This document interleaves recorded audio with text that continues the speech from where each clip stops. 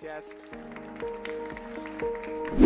¿Qué tal? Buenas tardes. ¿Cómo están? Bueno, espero que disfrutando de esta expo y también espero que cuando termine la conferencia puedan irse con alguna información útil, alguna información nueva. Siempre es importante aprender.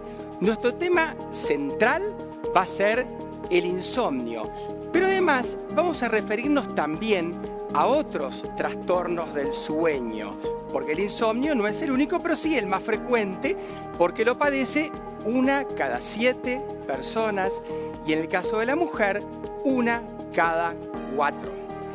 Y la verdad es que el mejor acceso a los productos con cannabinoides, sumado al conocimiento de su efecto relajante y su efecto sedante, llevó a incrementar su interés, principalmente por parte de los pacientes que tienen problemas de sueño, a beneficiarlo, justamente en parte para combatir el insomnio.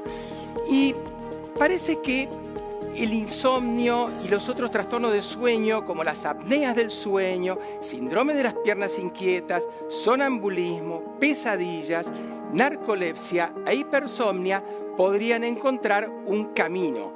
Están las anécdotas de los pacientes, hay estudios preclínicos, hay estudios clínicos pequeños y están en diseño estudios clínicos más grandes con diferentes combinaciones de cannabinoides. Es decir, estamos en el camino de armar estudios clínicos aleatorizados con doble ciego, con diferentes formulaciones y midiendo la modificación de la arquitectura del sueño de los pacientes con el equipo de polisomnografía. Bueno, dormir es esencial para vivir. Nuestra vida tiene 2 estados, el sueño y la vigilia, que son las 2 caras de la misma moneda que es la vida. No puede haber una sin otra, sueño sin vigilia o viceversa. Y el sueño no es un estado pasivo, no es como cuando apagamos el motor de un auto que queda todo ahí como muerto. No. Cuando nosotros dormimos, el cerebro cumple un montón de funciones biológicas. Es un estado periódico sumamente activo, donde en gran parte apunta a recuperar el cuerpo y en otra parte a recuperar el sistema nervioso, el cerebro, los neurotransmisores, a fijar las experiencias y lo que aprendimos durante el día, a lograr que después al otro día estemos de buen humor, que no estemos irritables, que funcione bien nuestra alerta y que funcione bien nuestra inteligencia. Fundamental el sueño para prepararnos para una vigilia adecuada. ¿Y cómo dormimos? Bueno, acá tienen un dibujito muy interesante que le llamamos hipnograma. Cuando nosotros terminamos en general de trabajar, de cenar y si dormimos de noche, claro, vamos a la cama, nos acostamos de costado, boca arriba, boca abajo y empezamos a como olvidarnos del mundo que nos rodea. Se nos van como apagando los sentidos y vamos perdiendo esa lógica que usamos durante el día hasta que en un determinado momento el único recuerdo que vamos a tener cuando volvamos a tomar conciencia va a ser el de la actividad onírica en determinados momentos del sueño, que es el sueño REM. Aunque pensamos, en general, durante toda la noche, solamente hay actividad visual, onírica, tipo película, en el REM. Fíjense ustedes qué interesante, yo quería acá marcarles, pero no sé, perdón, ahí estamos, vamos para acá adelante. Hasta quería marcarles, acá está el láser, pero no sé si el láser marca. Fíjense, cuando ustedes entran en vigilia, pasan a la etapa 1 y 2, sueño no REM superficial. 3 y 4, no REM profundo. Ahí descansa el cuerpo. Y de golpe viene esto que está abajo, que es el REM, que súbitamente sube y vuelve a la etapa 1. Este ciclo dura 1 hora, 1 hora y pico. Y estos ciclos se repiten a lo largo de toda la noche entre 4 y 6 veces. Pero cada vez que se repiten, esta línea se va haciendo más ancha, Es el momento en el cual tenemos el REM y soñamos. Por eso es que es más fácil tener un recuerdo visual cuando te despertás en la segunda mitad que cuando te despertás en la primera mitad del sueño. ¿Y dónde están? ¿Cómo se llaman las neuronas que nos mantienen atentos, vigiles, despiertos? Están en el tronco cerebral y se llaman SARA, Sistema Activador Reticular Ascendente. Cuando el SARA se apaga, estamos dormidos. Y hay una situación patológica en la cual el SARA está apagado, que es cuando estamos en coma. Les presento acá a nuestro reloj biológico, porque estamos acostumbrados a tener el reloj en la muñeca o el reloj en el teléfono celular para la cosa consciente, pero en realidad la actividad fisiológica inconsciente y el control de todo lo que ocurre en el cuerpo está a cargo de, fíjense en amarillo, esto que se llama núcleo supraquiasmático, apenas 20.000 neuronas, que son las que dicen qué tiene que hacer el cuerpo en cada minuto de las 24 horas de nuestra vida. Claro, organiza los ritmos circadianos. Fíjense ustedes, todos los cambios físicos, mentales, conductuales que siguen un ciclo de 24 horas son los ritmos circadianos. ¿Y cuáles son? Claro, son los que están regidos por el ciclo luz-oscuridad, por el sol.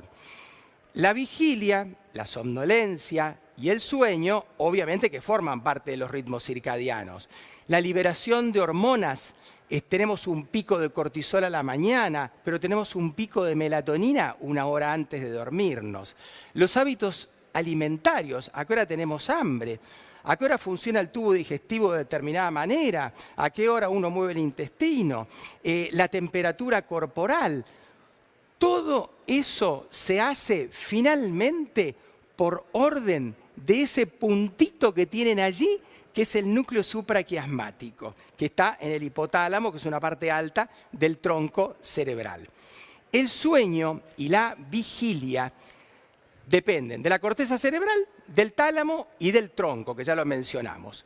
La corteza cerebral tiene almacenado toda nuestra historia, todas nuestras experiencias y todo lo que estudiamos, y además tiene la conciencia de sí misma. Pero alguien la tiene que encender, porque si no se enciende, no funciona. En parte se enciende con el estímulo del tálamo, que el tálamo recibe todos los sentidos, vista, oído, sensibilidad, pero el que maneja todo es la parte más primitiva del cuerpo, el tronco cerebral, que regula todas las funciones vegetativas. El tronco cerebral con el SARA es el que enciende la corteza y deja el tálamo, y faltaría una flechita más, deja el tálamo que pasen todos los estímulos de lo que nos rodea, de los sentidos, y entonces estar conectados para nuestra vida en vigilia.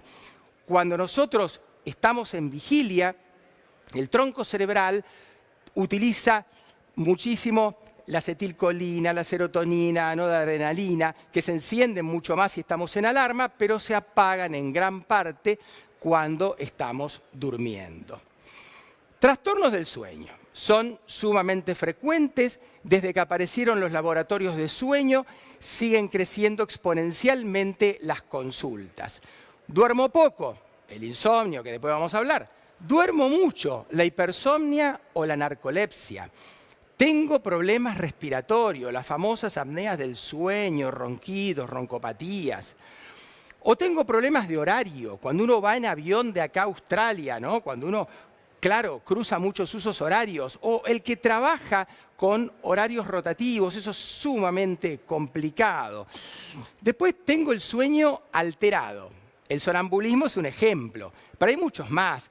Las pesadillas, el errabundismo, el terror nocturno que tiene muchas veces la población pediátrica. Y después están la inquietud de las piernas, que es el síndrome de las piernas inquietas. Bueno, acá llega una imagen simplificada del sistema endocannabinoide. Hemos tomado una imagen gracias a la Calapa Clinic, pero esta imagen, ¿qué tiene? Tiene dos cerraduras, que son los receptores endocannabinoides CB1 y CB2. Y tiene dos llaves, que son los endocannabinoides de los que siempre nos hablan, la anandamida y el 2-acilglicerol. Pero, tenemos que incluir en el esquema nuevos receptores. Estamos en cerca de 8. Y tenemos que incluir cerca de ¿cuántos receptores en el cuerpo? Ya no 2, sino 10. Y tenemos que agregar los 120 fitocannabinoides de la planta y los cannabinoides sintéticos. Esto imagínenselo como una red tridimensional que envuelve y conecta el cerebro, sistema nervioso, con el sistema inmunológico y todo el resto del cuerpo hasta la piel. Ese es el sistema endocannabinoide. Entonces nosotros cuando tenemos un problema en el cuerpo vamos a actuar con algún endocannabinoide para modificar el desequilibrio que tiene el sistema endocannabinoide, que tiene el cuerpo, para restablecerlo y curar el síntoma o la enfermedad. Básicamente eso es lo que hacemos siempre. Bueno, ¿qué efectos tiene el cannabis en la arquitectura del sueño? Hay muchos trabajos publicados, pero podemos resumirlo. El THC en baja dosis provoca que nos quedemos dormidos de forma más rápida, baja dosis. El CBD estimula que nuestras horas de sueño sean más tranquilas y relajadas, particularmente el no REM profundo. Todo esto varía. No es lo mismo tener un THC molécula aislada que un THC full spectrum con el resto de los componentes de la planta. No es lo mismo tener el CBD molécula aislada que tenerlo full spectrum. Y tampoco es lo mismo tenerlos combinados, porque es una posibilidad por usar mucha menos dosis de ambos, porque el tema con el CBD es que cuando está solo la dosis es alta. Además, hay otro cannabinoide que está jugando, que es el CBN, el cannabinol, que es la forma oxidada del THC o añejada. Y no nos olvidemos que hay 15.000 genéticas diferentes, porque hay más de 15.000 plantas de cannabis distintas. ¿Cuáles son los trastornos de sueño que tienen más publicaciones, que tienen más evidencia científica?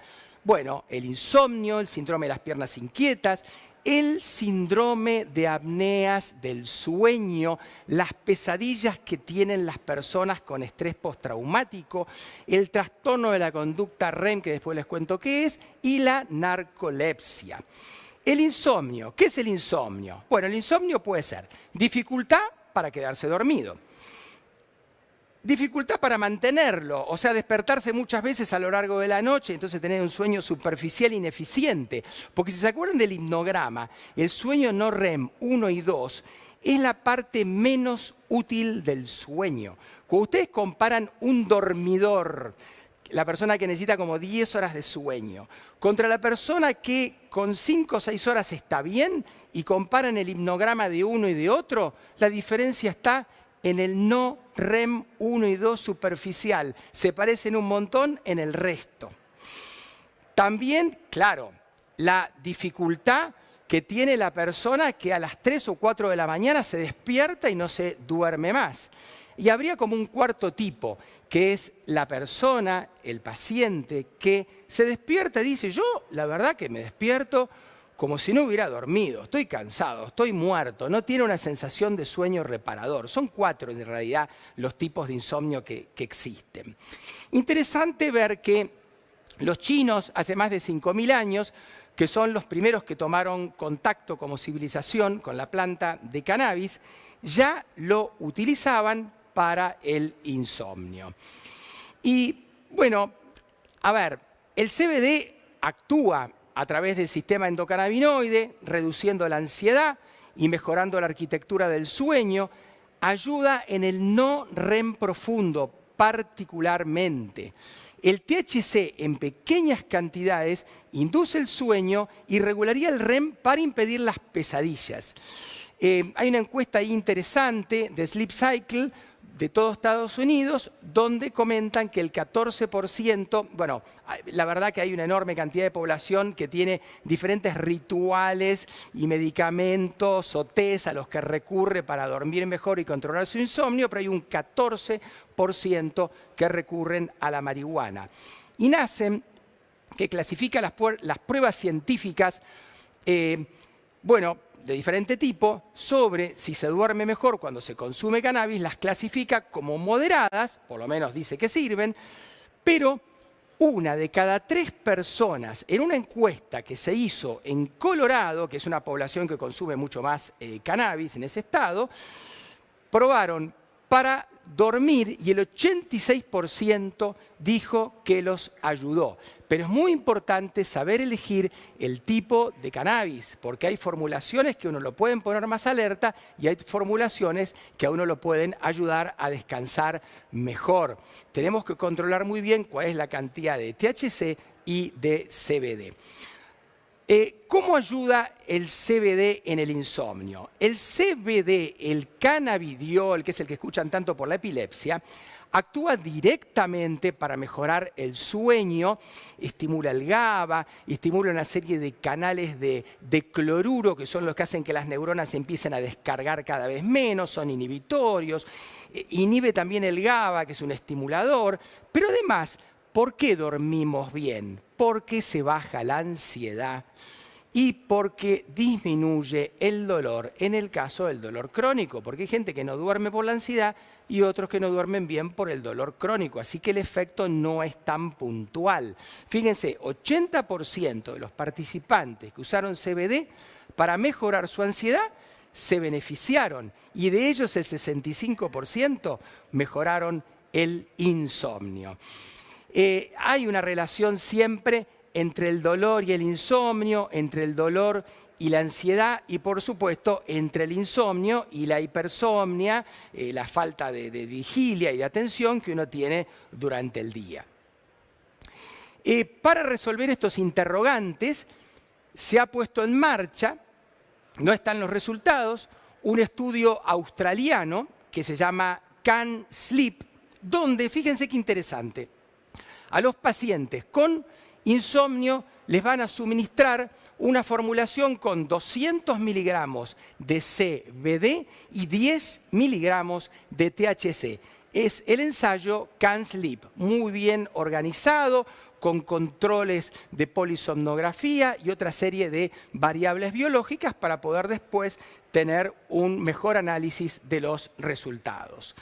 Y el tercer cannabinoide, por decirlo así, el cannabinol, que es el CBN, que es el THC oxidado, bueno, se examinó la relevancia de los resúmenes de 99 estudios en humanos, 8 estudios de texto completo, que evaluaron los efectos en humanos del THC, CBD y CBN, solos y combinados. Y lo que encontraron fue que, claro, en general las respuestas fueron favorecer el sueño y mejorar el insomnio. Pero el dato interesante es que el THC funcionó mejor cuando se asociaba al CBN. El CBN es un agonista parcial de baja afinidad del receptor cannabinoide CB1 y bueno, podría causar entonces la sedación, como lo muestran los modelos experimentales que investigan los efectos que tiene el THC, que sabemos que en dosis bajas evidentemente sirve para inducir el sueño. Por lo tanto, fórmulas que asocien el CBN al THC y el CBD en determinadas proporciones con algún terpeno parecen ser muy eficientes para el insomnio. El cannabis no es un hipnótico, no nos va a noquear cuando tomamos algún fármaco potente, pero mitiga muchos síntomas que perturban el sueño, como es el dolor, como es la ansiedad, como es seguir pensando y reciclando alguna idea que nos preocupa, y además tiene el efecto directo, por supuesto, de generar el sueño, ya que el GABA es un neurotransmisor vinculado a esto, y esto lo dice Dustin Sulak. Y Sulak, Bolen y Tischler dicen algo interesante sobre el CBD, que es un gran medicamento, pero que si lo usamos solo tenemos que recurrir a dosis muy elevadas. En cambio, cuando se combina, y es lo que él aconseja, si el CBD viene derivado de un cannabis planta entera que contiene algo de THC, tenemos la posibilidad de usar menos dosis de CBD y además de tener la ayuda del THC, que es un inductor del sueño y además nos mejora el REM y la tendencia a las pesadillas. Otro trastorno del sueño frecuente, tipo 3% de la población, es el síndrome de las piernas inquietas. Uno se acuesta a dormir y siente una inquietud como un bicho, una cosa que le camina por las piernas y que no lo deja relajarse. Nos levantamos, caminamos y se pasó todo. Nos volvemos a acostar y vuelve de nuevo lo mismo. Eso lo tenemos que repetir un par de veces hasta que, bueno, el paciente, nosotros, bueno, uno cae rendido y se duerme, pero esto deteriora la calidad del sueño, con lo cual después te va a deteriorar la calidad de tu actividad durante el día. Bueno, el síndrome de las piernas inquietas fue un hallazgo interesante. En agosto de 2017 se reportaron 6 pacientes con una remisión notable y total de los síntomas del síndrome de las piernas inquietas después del consumo de cannabis fumado. Eran un grupo de pacientes refractarios al tratamiento clásico. ¿Por qué? Porque esto es un sistema extrapiramidal, falla la dopamina. Y por eso es que los tratamientos que se utilizan son agonistas dopaminérgicos. Pero cuando eso no funciona, hay algunas otras, tratamientos dentro de la medicina clásica, pero cuando estos fallan, que tienen que ver con opioides y con benzodiazepinas, estos pacientes encontraron buena respuesta con los cannabinoides. Allí aparecen entonces trabajos con cannabis vaporizado, THC, CBD, a predominio CBD, y también aparece el nabiximol, que es un spray que se pulveriza sobre la mucosa de la boca y se absorbe en unos 15 a 40 minutos. Hay muchos otros trabajos, cepas de cannabis mencionadas con buena respuesta, algunas de contenido alto de THC, otras de contenido alto de CBD, Grandaddy Purple, Purple Kush, ACDC y la Charlotte Web. Todas estas cepas pueden ayudar a aliviar el síndrome de las piernas inquietas, que viene en gran parte por el tema de la dopamina, pero también a veces por el tema del dolor. Hay otro receptor que es el TRPV1 sobre el cual actúa el CBD y también sirve para calmar esto. Los métodos de consumo incluyen los que mencionamos allí, pero también la inhalación en vaporizadores si uno quiere una acción rápida.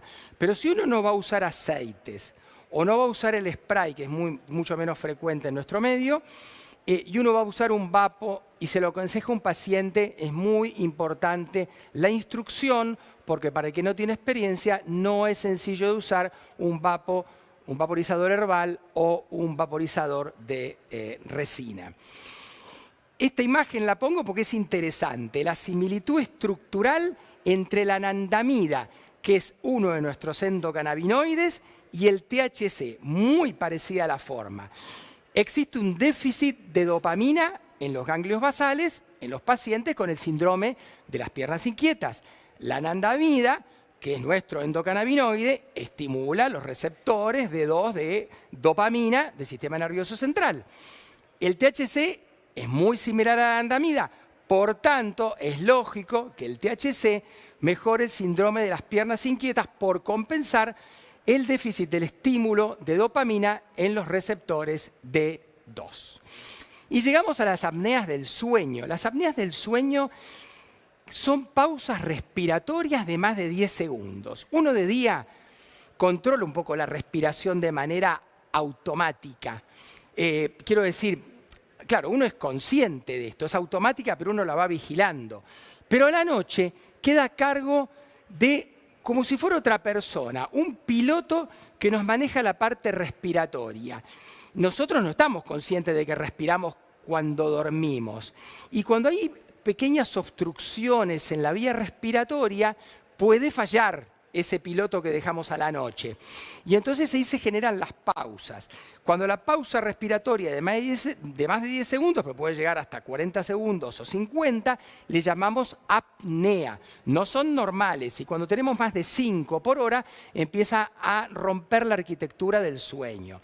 Los clasificamos en síndromes de apneas del sueño, de grado leve, moderado, severo, si tenemos hasta 15 o si tenemos más de 60.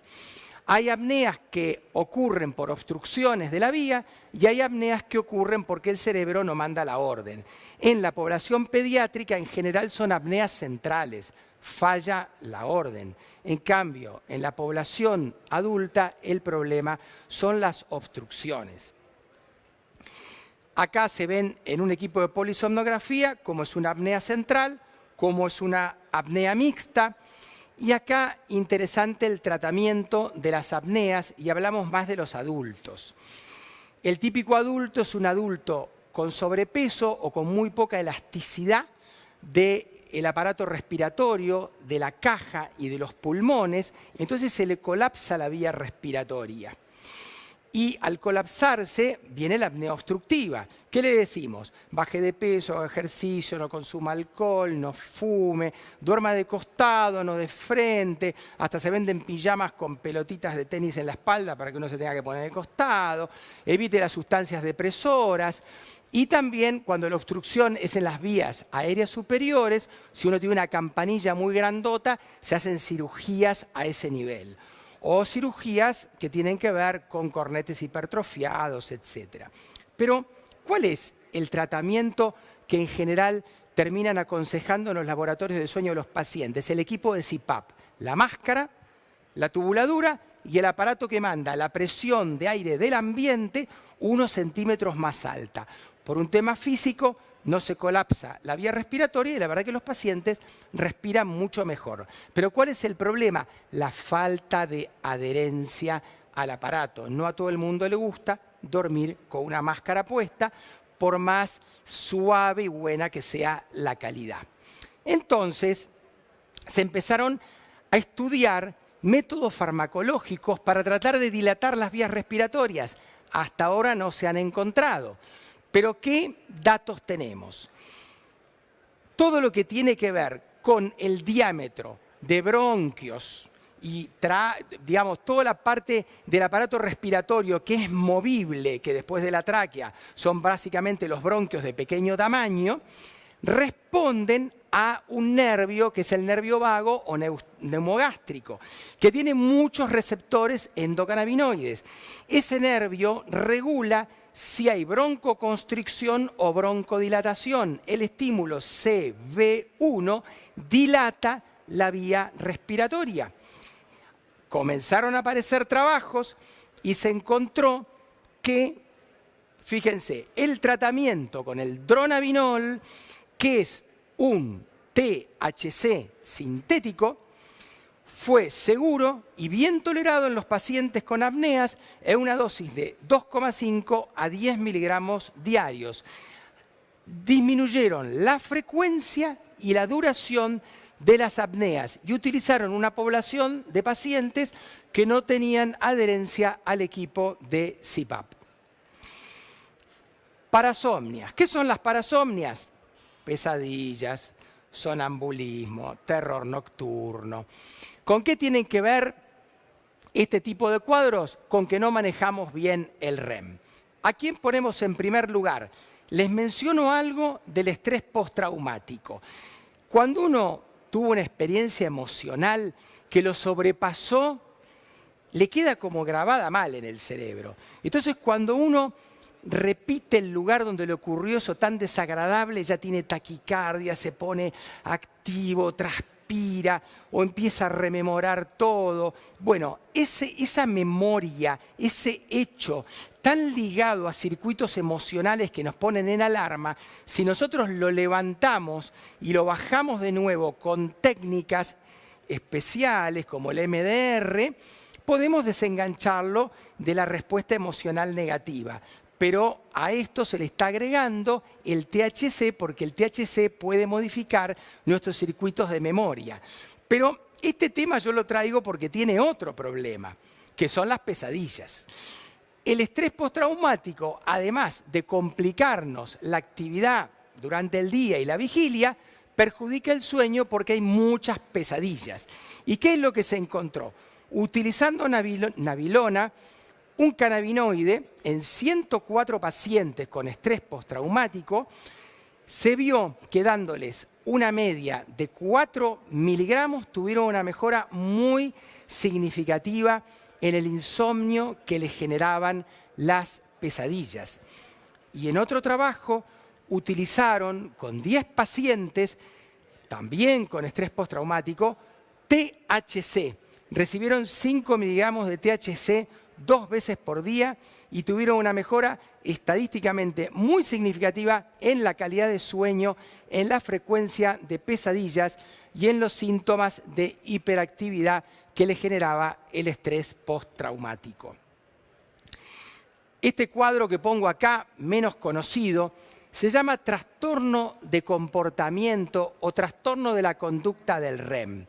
Casi siempre los médicos lo diagnosticamos tardíamente. Esos pacientes que tienen enfermedades degenerativas, Parkinson, atrofia multisistémica, demencia de los cuerpos de Lewy, cuando vienen con la familia y dicen, sí, mi marido hace 1 año y medio que da puñetazos, patadas, se mueve, a veces se cae al piso, y esto viene hace como 1 año y medio, porque justamente eso es un trastorno del comportamiento del REM que antecede a muchas enfermedades degenerativas.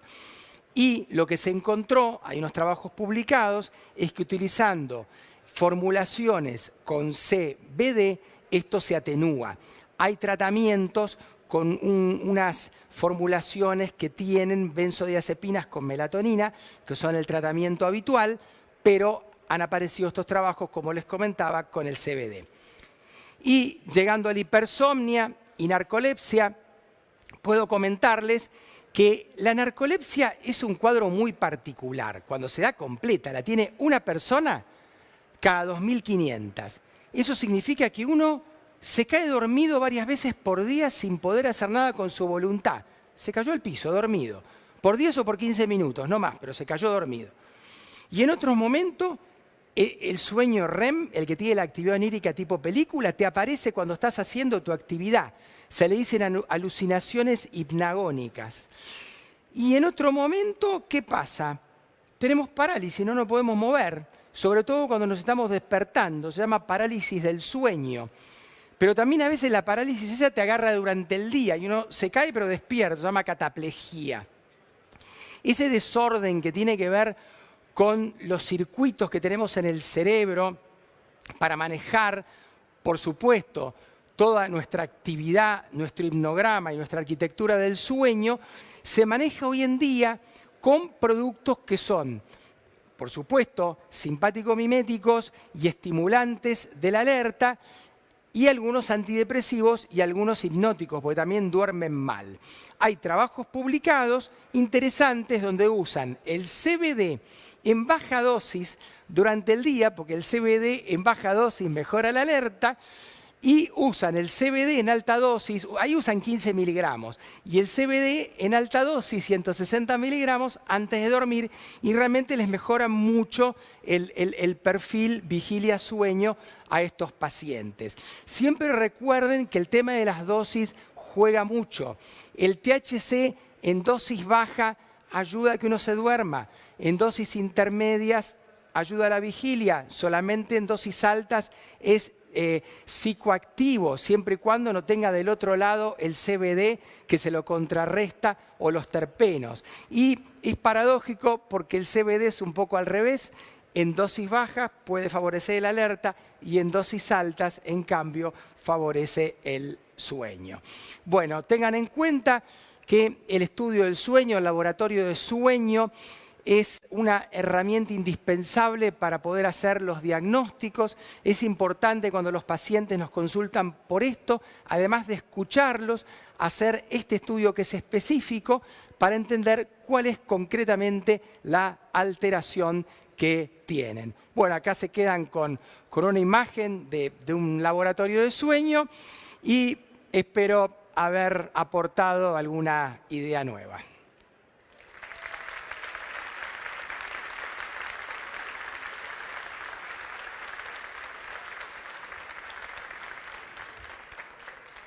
Gracias.